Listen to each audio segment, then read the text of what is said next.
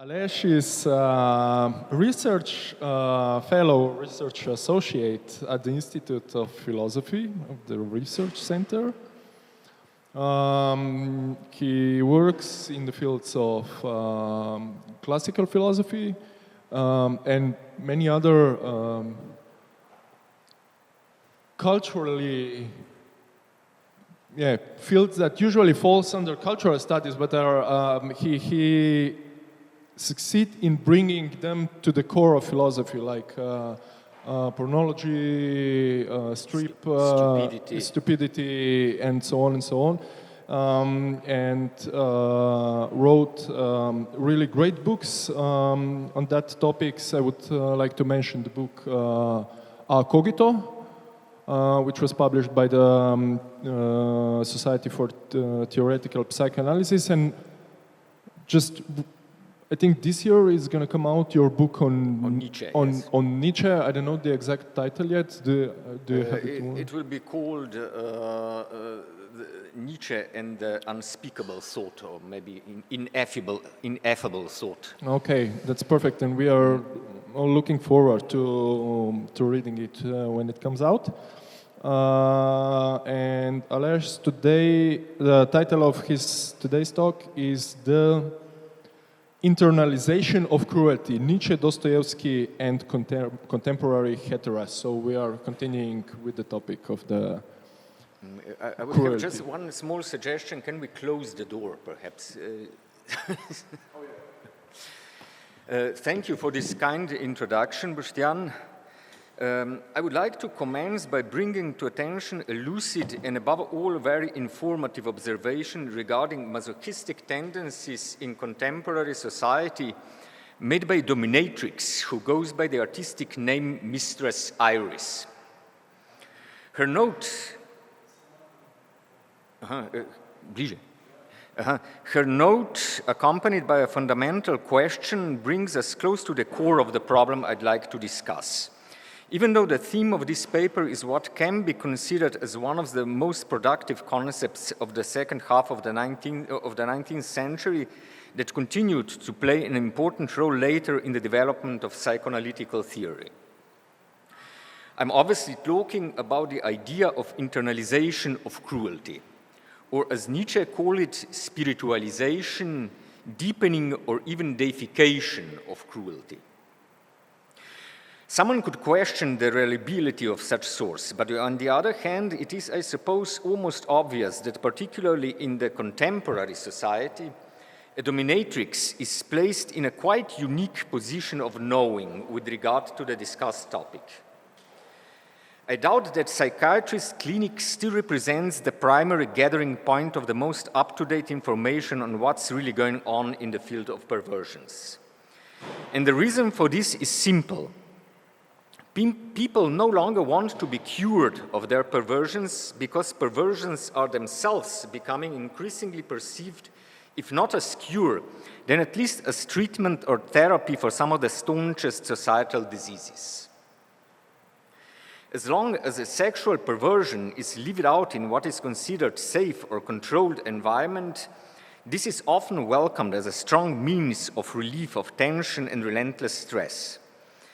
The intensity of experiences of such things as masochistic heavy play can temporarily override all other feelings of discomfort. Then obviously people also report to have experienced some sort of catharsis or purification, having lived out their secret sexual desires that they can be holding back or repressing.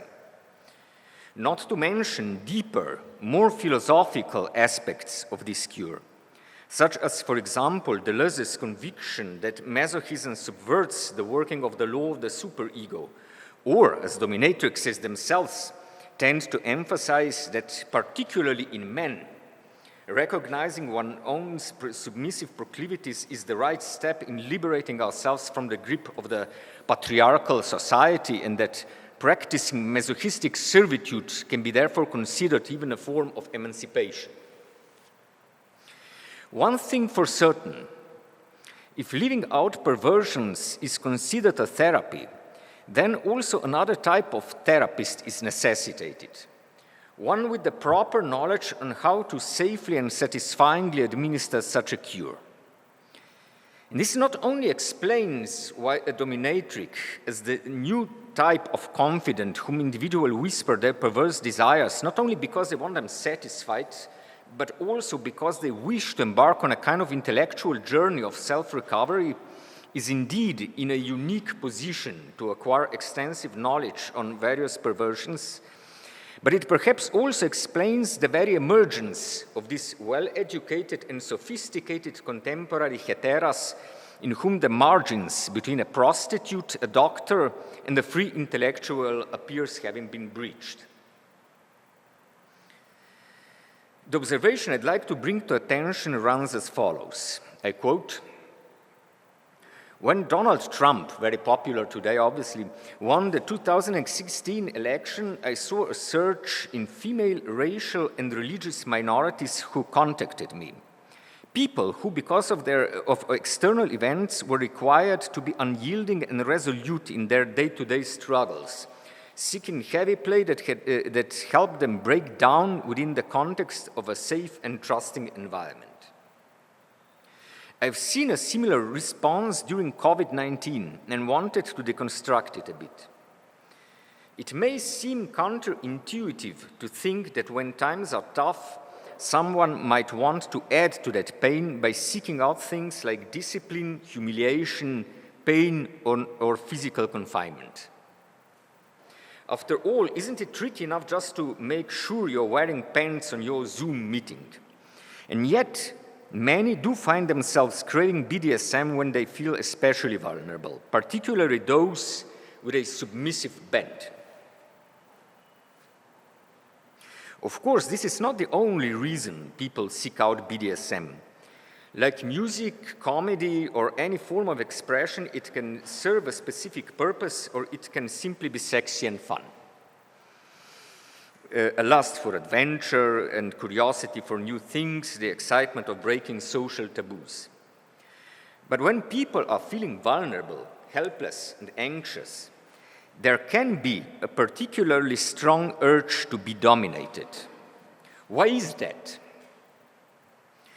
Now, the report brings forth what can be described as the real cruelty of masochism. This cruelty has nothing to do with various rituals in BDSM practice, no matter how extreme this might be. It rather consists of the fact that at least in some individuals, and according to Iris's report, these some are in fact not so few, masochism appears as a coerced choice. And this concept will be basically in the center of my discussion, concept of coerced choice of masochism. She begins with the observation that when one would perhaps least expect it, during periods such as Trump's presidency and COVID pandemic, when so many people felt immense revolt mixed with sensations of vulnerability and humiliation, the demand for her services saw a significant increase. It appears that when some people, particularly those, as she puts it, with a submissive bent, find themselves in real-life situations that they experience as degrading or humiliating, they tend to sexualize these very sensations, and as a consequence, because they have learned somehow to attain a certain surplus jouissance out of these very sensations of dispossession or degradation that we impose on them, they respond to distress by seeking more of it. In fact, the report appears to be going hand in hand with what I was suggesting earlier. Within the situations described by Mistress Iris, who clearly suggests that events like Trump's presidency and COVID functioned as triggers of masochistic proclivities, individuals do not merely seek enjoyment or oblivion. Rather, they seek intensification of distress that brings them some jouissance in order to endure it. And this is significantly different. Iris's report appears to be speaking about individuals who, to a degree, chose to embrace masochism to endure. And this clearly brings forth the medical or curative aspects of perversion. Furthermore, One gets thus tempted to go full circle and claim the answer to the question of all questions with regard to masochism. Why do people seek humiliation and pain? Because they have experienced pain as the cure for pain, would go this answer. And ironically, although it is clear that this answer, as the all-perfect circles, falls short of exhausting the question regarding this subjective pathology, it does nonetheless, if we follow Nietzsche, provide a universal insight regarding our entire civilization. It would be even possible to say that for Nietzsche, there's very little meaning of our civilization outside of this very strange circle, in a way. The dominatrix's observations spontaneously and in some respects even directly converge toward various key aspects of the idea of internalization of cruelty, particularly those that can be found in Nietzsche. And as a matter of fact, all key concepts of Nietzsche's genealogy of morality are essentially concepts of internalization of cruelty. Beneath the well-known thesis on the origins and, let's say, perversions of morality, there's another, deeper layer. And this consists of the thesis that the history of civilization is the history of the events that were, each of them, composed out of some form of internalization of cruelty. Hence, the idea of treating discomfort by the very means of its intensification in both of its aspects, the redemptive and the terrifyingly enclosing one, stands close to the very core of Nietzsche's account on the ascetic ideal that Alenka Zupančič so efficiently described in the following passage. I quote from The Shortest Shadow: "The ascetic ideal places the real of pleasure in enjoyment and posites enjoyment of pain or suffering as the most vivid human experience, an experience in which the degree of self-sensation and self-presence attains its highest intensity, producing a kind of paralyzing wakefulness and makes it a law. The specificity of this enjoying law, for this is precisely what this law is all about, is that it does not allow for any play of transgression. It does not capture us by means of arousing a transgressive desire to which we cling as to some promise of some secret enjoyment. It is not a law with which we could establish some kind of relationship, situating ourselves as subjects in relation to it. It is a law that leaves nothing outside it. For now, writes Nietzsche, a man is like a hen imprisoned by a choke line. He can no longer get out of this choke circuit." End of quote. The ascetic ideal is thus a form of mastery that somehow parasitizes on this mechanism of treating discomfort by means of its intensification transformed into a law. This, in a way, enables the system, or law for that matter, to enjoy the very enjoyment that has been stolen from it by the scoping mechanism. We may be able indeed to extract pleasure from whatever was imposed on us by the system, but ultimately the fruits of this labor of enjoying, which in reality, for the most part, translate into ceaseless activity, into willing acceptance of heaviest burdens, are inscribed back into the functioning of the system itself.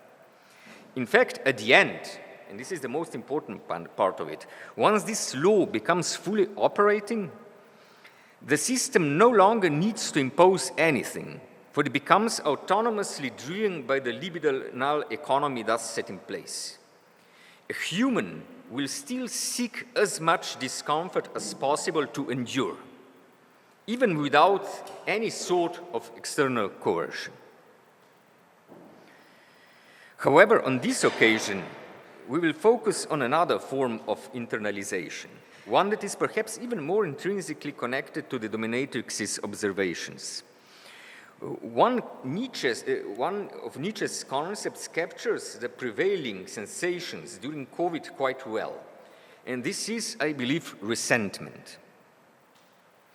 Nietzsche's notion of resentment is usually explained as the vindicativeness that the weak harbor towards the strong. However, an integral part of resentment, as described by Nietzsche, is also the pleasure in cruelty. In fact, cruelty is the inevitable admixture of vindicativeness that is incapable of being fulfilled in the real, and which is perhaps most accurately described by the very accumulation of frustration that gives resentment its main characteristics: toxicity, rich imagination, and psychic death. Nonetheless, resentment does not yet represent a truly proper form of internalization. Although it is characteristic of sentimental hatred that its entire course takes place in the interior of the soul, of the imagination, of the aching liver, the resentment is still directed outwards, towards some clear external target, towards the powerful, the masters, the oppressor, toward the evil ones. It is precisely this resolute no to everything external, to everything that is not itself, that represents, as Nietzsche says, its creative act. And as we may know, resentment is one of the most creative forces in Nietzsche's universe. It is resentment that basically created morality. Yet it is in this respect that a surprising moment in Nietzsche's text must be discerned, one that deeply connects him with Dostoevsky.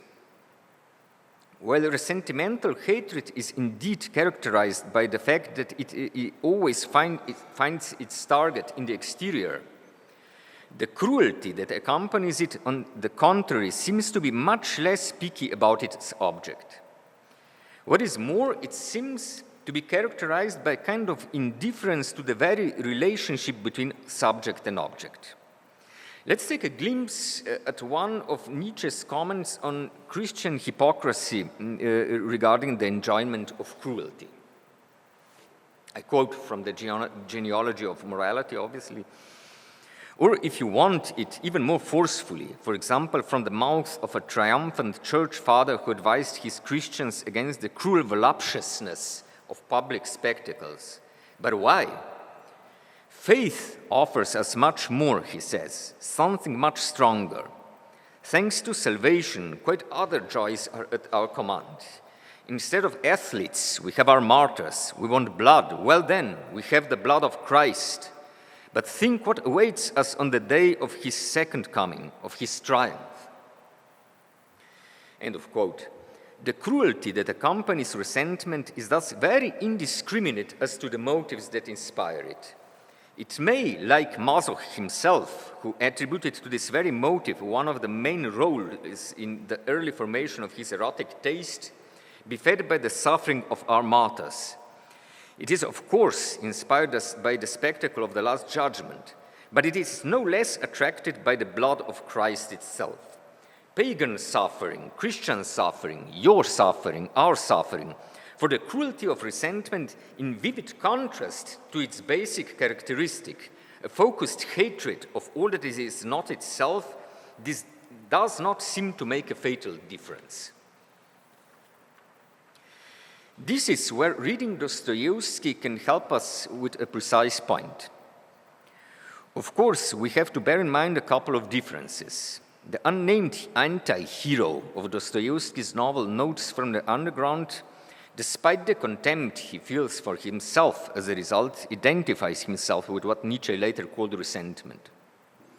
He harbors an icy hatred of men of action and of successful men, convinced that decisive action and success are reserved for stupid, loud bulls, as he calls them, and they're limited but all the more effective for that black and white and simple view of the world and its workings. I find it quite interesting and ironic that the term bull has a very precise meaning in some of BDSM actual techniques. But let's leave this. On the other hand, he sees the reason for his failures and social setbacks in his pathologically over-acute consciousness, which at the best causes the world and the things in it to lose their last clear outlines due to all the potential causal links appearing in front of his eyes immediately when he starts thinking. Thus, although he is full of rage, he cannot really identify the culprit who is causing this anger, for the more he thinks about it, it all comes together in an endless chain of causes, contingencies, and events that rob the injury that is supposed to have befallen him of its meaning and its perpetrator. This awareness, however, does not prevent him from constantly seeking out conflicts with achievers and military officers, which predictably end each time in the most miserable ways possible, usually by the target of his rage disarming him completely without even knowing it, or worse, even noticing him at all, which of course only reignites his rage. So despite the difference in perspective regarding the view of resentment, which in Dostoevsky is observed from the inside, the description of the psychological mechanism is unmistakably the same. I quote from the notes from the underground: "There, in its loathsome, stinking underground, our offended, beaten down and derided mouse at once immerses itself in cold, venomous, and above all, everlasting spite. For 40 years on end, it will recall its offense to the last, most shameful details, each time adding even more shameful details of its own, spitefully taunting and chafing itself with its fantasies. It will be ashamed of its fantasies, but all the same it will recall everything, go over everything, heap all sorts of figments on itself under the pretext that they too could have happened and forgive nothing. But it is precisely in this cold, loathsome, half despair, half belief, in this conscious burying oneself alive from grief for 40 years in the underground, in this assiduously produced and yet somehow dubious helplessness of one's position, in all this poison of unsatisfied desires penetrating inward, in all this fever of hesitations, of decisions taken forever and repentances coming again a moment later, that the very sap of that strange pleasure I was talking about consists. It is so subtle, sometimes so elusive of consciousness, that people who are even the slightest bit narrow-minded or who simply have strong nerves will not understand a single trace. Mr. Mouse is clearly not a believer. The last thing he would believe in is that his offenders are facing last judgment and hell, which will atone for the injustices that have been heaped upon him. Much rather than any satisfaction in at least imaginary revenge on the guilty, the driving force of his resentment is to be found in that, as he puts it, strange pleasure, which seems to be linked to the very frustration and humiliation that he himself is feeding and fueling by inventing shameful details which never happened in the first place, but which he will nevertheless never forgive. In short, for Dostoevsky, cruelty is not merely an imaginative accompaniment that gives flavor and satisfaction to the reverie of unfulfilled hatred, but even the reverse appears to be the case. His hero almost deliberately acts out his hatred, although still within bounds of the genuine and spontaneous, maintains and reinforces it with a great deal of imagination in order to drain out of his helpless anger that real pleasure which he associates with humiliation. But in reality, the cut between hatred and cruelty is even sharper in Dostoevsky. I quote again: "The spite in me, again as a consequence of those cursed laws of consciousness, undergoes a chemical breakdown. Before your eyes the object vanishes, the reasons evaporate, the culprit is not to be found, the offense becomes not an offense but a fatum, something like a toothache for which no one is to blame, and consequently what remains is again the same way out. That is to give the wall a painful beating." End of quote. The cruelty that possesses the inhabitant of the underground is thus, rather than the other way around, correlative to the evaporation of the object of aggression, which is chemically dismantled time and again by his over-acute consciousness in chains of causes and effects that rob the offense of its perpetrator and which in consequence renders the hero's vengeful plans meaningless. Cruelty, and obviously cruelty to oneself, is therefore at most the residue that these chemical transformations leave lingering in the air during the dissolution of the target of resentment. But on the other hand, neither can the bond between the subject and cruelty be simply explained as a kind of masochistic predisposition on the part of the subject. Rather, this introverted cruelty is chosen, taken up, and directed by the subject because in the midst of this disintegration, it is the only thing left. Now, even though I do not have the slightest ambition to really try to explain what was going on the level of emotions during COVID pandemics, it strikes me that there is some resemblance.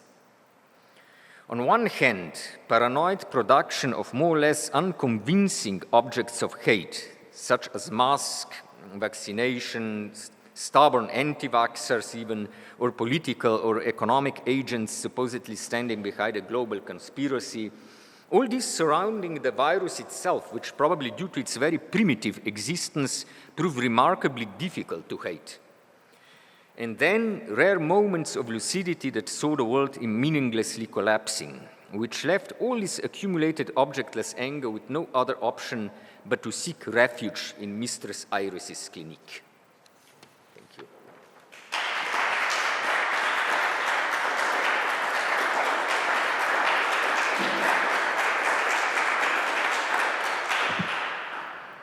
Thank you, Aleš, for this really wonderful talk. Questions, comments?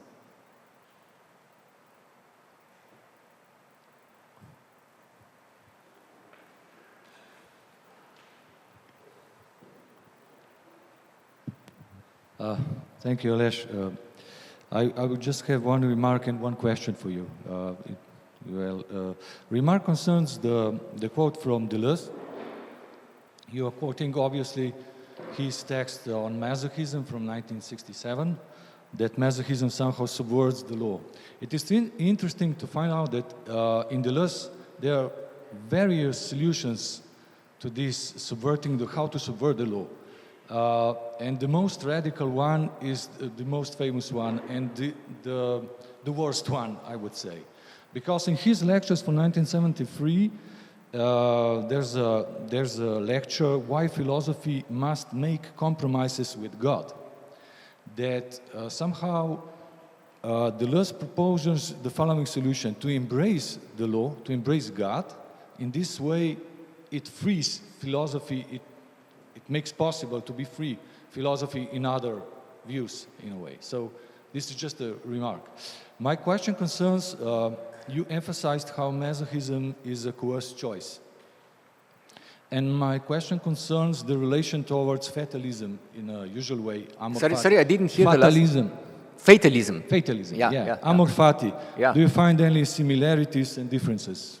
So, yes. Very, highly interesting question, actually, because, I mean, we are talking about Nietzsche, obviously, and in Nietzsche, these two topics are extremely close to each other in a certain way. Obviously, in my general work, I mostly focus on genealogy of morality in the context of perversions, obviously, otherwise not, which basically develops this theory on civilization, the civilization which is somehow born out of the interiorization of cruelty, because all the events that somehow inform the civilizations are all basically various forms, very different forms of interiorization of cruelty. But then there is very different aspect to the question of Nietzsche and masochism.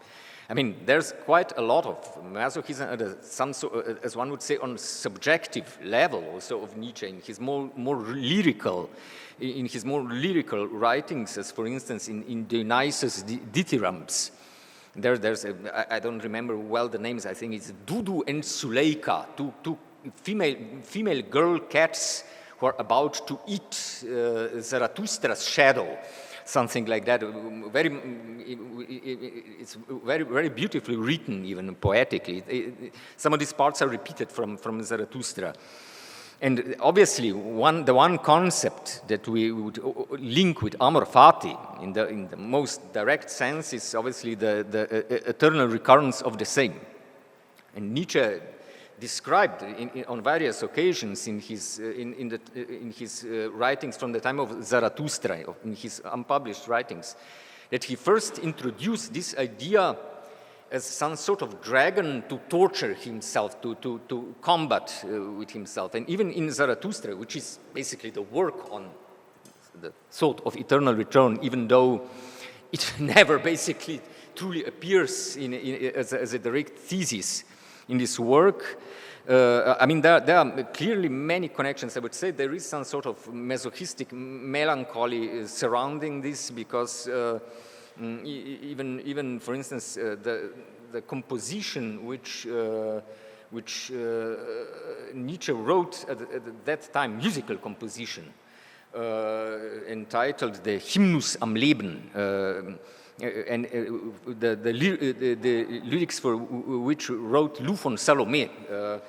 Basically, the lyrics goes, when you have nothing else to give me, you have still your pain, your suffering. And Nietzsche basically, it is also Lou von Salome who is the source of this information, for instance, is that Nietzsche also on a very subjective level really thought that the thought of eternal recurrence in its most basic idea, that everything will return into infinity, is the most horrible, more torturous possible thought that ever exists. And for instance, on one occasion, he even says that the superhumans basically managed to survive this thought, which renders them probably superhumans, but then used it to torture other people, the thought of eternal recurrence. So, and this is the reason why in one of the versions that was never finished of Zarathustra actually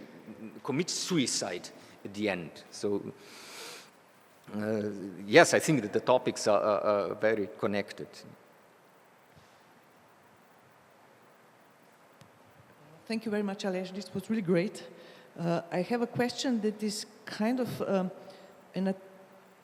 asking you perhaps to narrow down something that, so to put it like this, what you described as this sexualization of distress or pain as a way of actually coping with it, kind of sounds to me very much what Freud was describing in more general terms as beyond the pleasure principle, which basically where you have this idea that you repeat something traumatic, not simply, I mean, because you seek precisely the enjoyable part of it, even if it is so terrible, it's beyond pleasure principle, but still there is this enjoyment that kind of makes you, helps you endure it.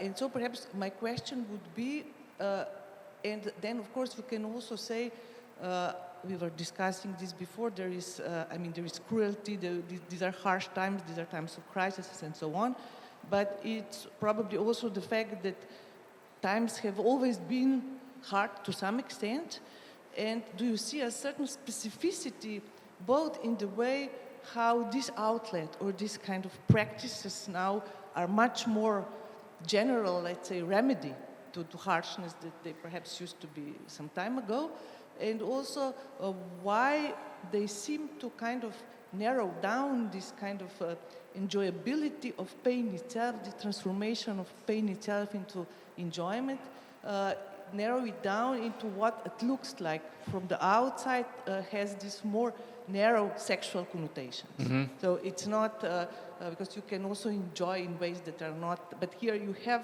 more or less certain sexual practices that are directly related, as if there is a certain short circuit now, which is even more specific perhaps, but I really like very much the way you brought this out, what is, let's say, this circle of pain and remedy, which I think is really crucial. It's not just people want enjoyment. I never thought this was what is the problem today. But there is a certain, sorry. No, I very much agree. I mean, with basically, I saw this more like comments than, I mean, it is also a question. It is a question. It is a question. I will try to answer it. I mean, obviously, regarding Freud, I think there is clear similarity between Nietzsche and Freud, and I think this is very directly a topic in Nietzsche. I mean, you would know better than anybody else because you have written extensively, precisely on this mechanism. Obviously, I mean, there is this great difference that in Nietzsche, obviously, this all is translated, very much inscribed into the core of how the society works. It's some sort of societal masochism inscribed into the system, and this suffering is not necessarily sexual suffering, but it is more some sort of how would I say? I think he would say that you really try to put more strain on yourself in order to somehow silence the pain beneath, or something like that. To use this moment of not necessarily in a sexual way, but also on the other hand, there is always, I guess, some sort of libidinal component also to Nietzsche. It is situated somewhere in between some sort of meaning also. I think in Nietzsche's case there is also some, this formula brings some meaning. I mean, I know what I have to do, I need to suffer.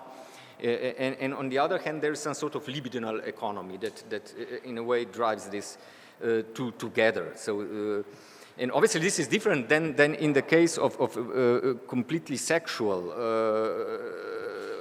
enjoyment, which obviously in a way, even as Peter was saying before, in a way attempts to subvert maybe this mechanism of power. I mean, it subverts one way, as I understand Deleuze, for instance, is that masochism in a way does subvert liberal ideology. I mean, it's quite clear. I mean, what would be, for instance, a masochistical political project? I mean, in contrast, for instance, with this sacred word, liberty, freedom, and so on. I mean, I don't want freedom. I want to be recognized as my wife's property, and I want it inscribed as a law or something like that.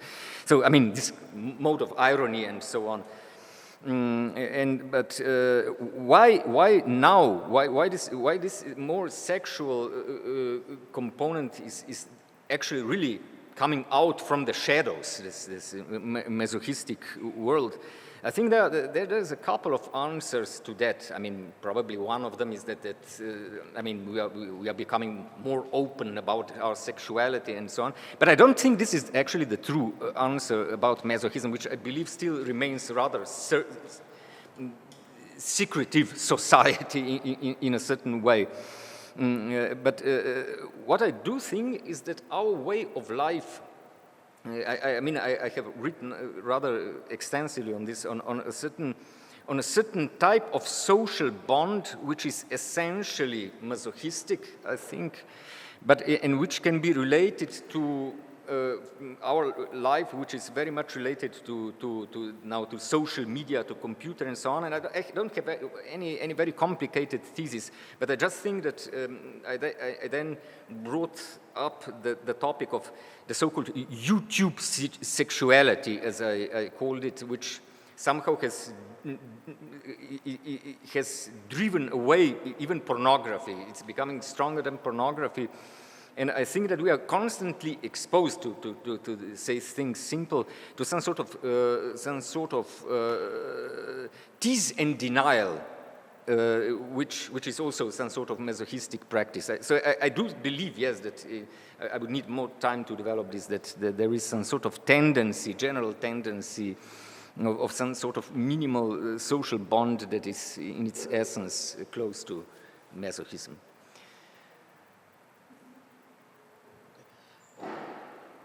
I actually have a question that, like Alenka's, pushes off from the Freud of Beyond the Pleasure principle.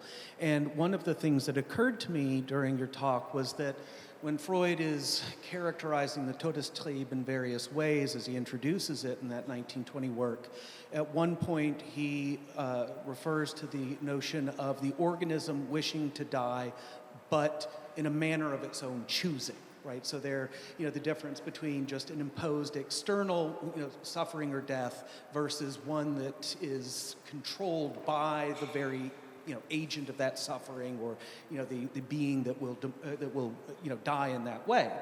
And it seems as though that provides perhaps another puzzle piece in terms of, the idea of ritualized forms of perverse masochism, of BDSM, of what Mistress Iris, is describing, that it's a matter of turning what is experienced as the imposed and numbing, very repetitive, almost boring, everyday suffering of the world into, instead, the chosen, intense, perhaps resensitizing of the self through practices of sexualized, ritualized suffering as a means of, in a sense, doing what Freud indicates is involved in terms of this aspect of the death drive that he highlights in Beyond the Pleasure Principle.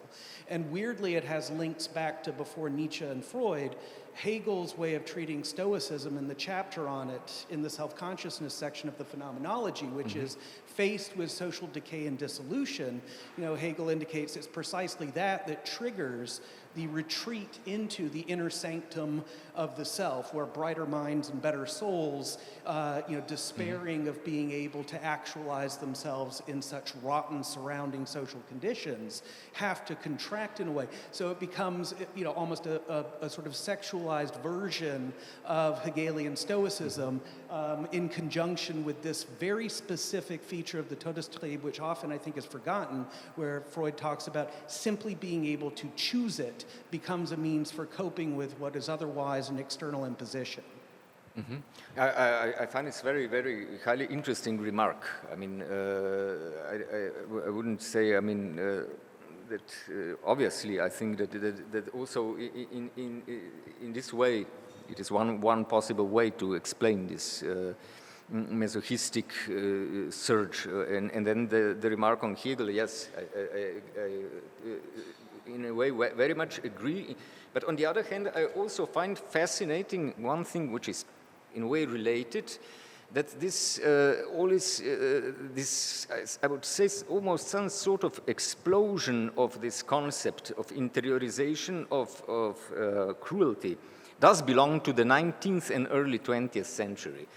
There is something a little bit different, I'd say, and what is most interesting to me is that the key figures, I would say Masoch probably, Nietzsche, Dostoevsky before Nietzsche, then Freud, they're all different. Two are writers, one is pervert, all are perverts, we are all perverts, all are perverts, but one is exceptional pervert, very famous pervert, so we're talking about Masoch himself, so a philosopher and then a scientist, and a little bit of a pervert, so I do believe that it has something to do with something that basically occurred, something that happened in the 19th century, even though, for instance, Badiou then is talking about cruelty being the key topic of 20th century again. So it's a little bit strange in context of people like Pessoa and so on. But I think that there was something happened in 19th century, in the second half of the 19th century, that this is at least the focus of my current research. Okay, thank you so much, Aleš.